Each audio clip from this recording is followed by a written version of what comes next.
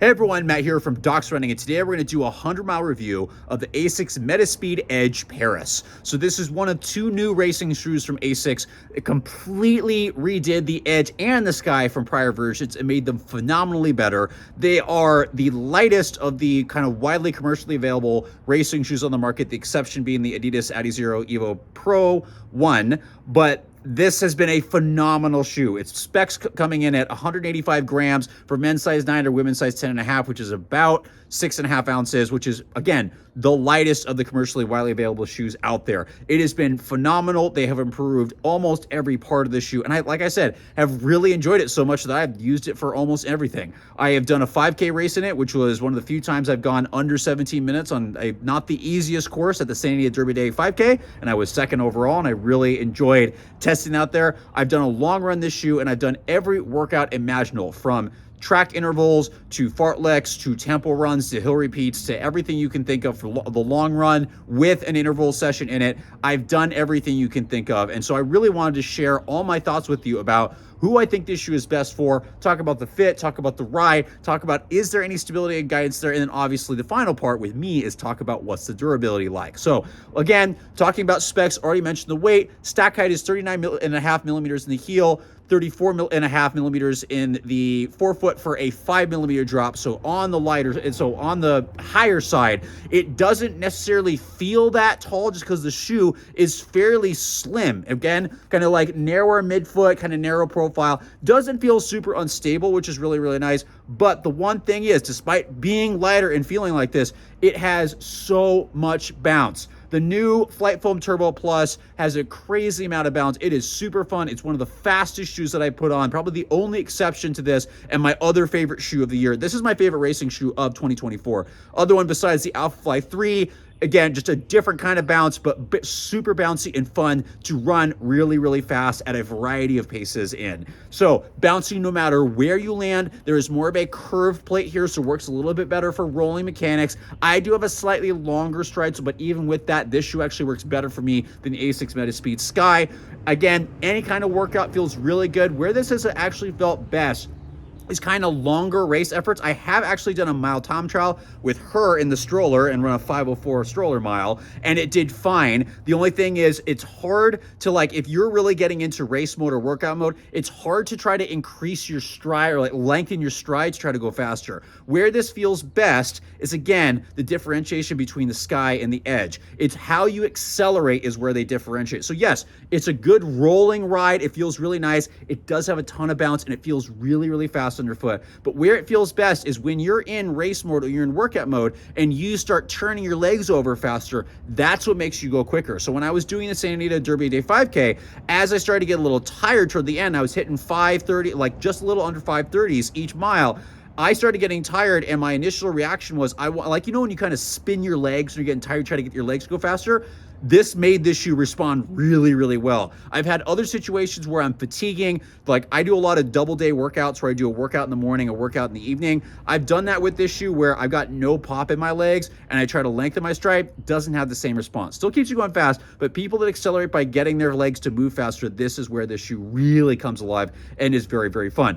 Great shoe, again, for a variety of race efforts. I really like this for kind of longer, at like 5K to half marathon. I have used this for a 13-mile long run, which is kind of the edge of what I do, no pun intended, for long runs right now, just based on what I can do, especially with her.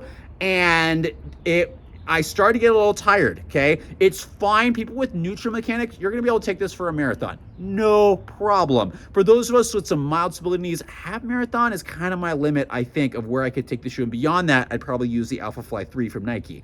So how do they do any kind of stability? There is a sidewall on the medial side in the midfoot. It's also a little bit higher arch. There's a small lateral sidewall in the midfoot. And the other thing, per Asics, the lateral part of the sole is supposed to, on the heel, is supposed to collapse just a teeny bit more, which I have begun to notice, and it's not just because I'm wearing through this stuff.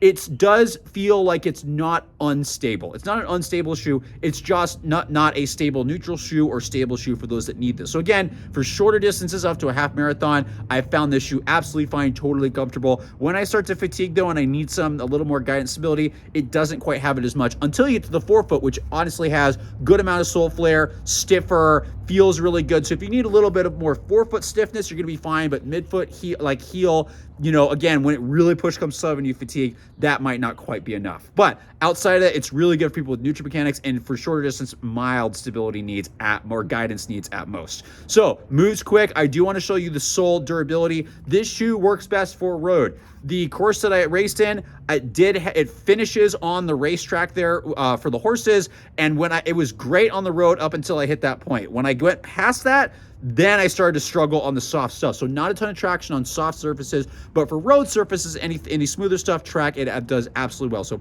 I would keep this off the trail, keep it on the road. Like I said, I have 100 miles. This is the wear on my left shoe, which is the shoe I wear the hardest on. The midsole still feels totally fine. Still feels similar bounciness. I've got plenty of traction. This is not bad for 100 miles. So durability-wise, I give this a ton of points for a racing shoe because most shoes don't last me this long, let alone racing shoes. So great points on durability. You're definitely get your money's worth on this shoe because it's got the explosiveness, it's got the super shoe feel, and it's got some solid durability that'll handle lots of miles. So I plan to keep using this for 100, 200 miles and see where I can take this to. The upper is also a really great thing. It does fit normal to slightly snug. It is light and has a little bit extra volume for people that need it. I've had no trouble locking the laces down. The tongue is thin and not really gusseted, but it's so thin I haven't had any issues holding it down. My favorite part is how flexible the heel is. There is a very thin counter that just gives a little structure, but people with Haglund deformities or heel sensitivities, this is awesome. My heel hasn't bothered me at all in this shoe, thanks to the amount of flexibility. So that's something you're sensitive to. This is a really good option for that. So I really think this is a great shoe for me. It's my top racing shoe of 2024 thus far. There are still some other ones that are going to come out, so we'll have to see, but it's been phenomenal. I've done almost everything you can think of, including a race, which I really, really enjoyed, and I was very surprised to be able to go sub 17 when I really didn't on my 5K split. And it's been a great shoe for a variety of things that I will keep reaching for. The durability is really good. If you have a normal width foot or just want a teeny extra bit of volume, if you want that really bouncy ride and don't need too much guidance, maybe just a tiny bit, or if you have neutral mechanics, you'll be able to take this for a marathon. Most people, it's probably going to be in that half marathon and below type shoe. But again, that's going to depend totally on you. So hopefully this helped you and figured out, hey, is this a shoe you should be interested in? I do think it's worth the money from the durability and the performance standpoint. And really am excited where Asics is going with both this and the Sky, because they've really upped their game. So good job, Asics. I am really impressed, and I'm going to continue getting miles in this, but I'm looking forward to seeing also what's coming next.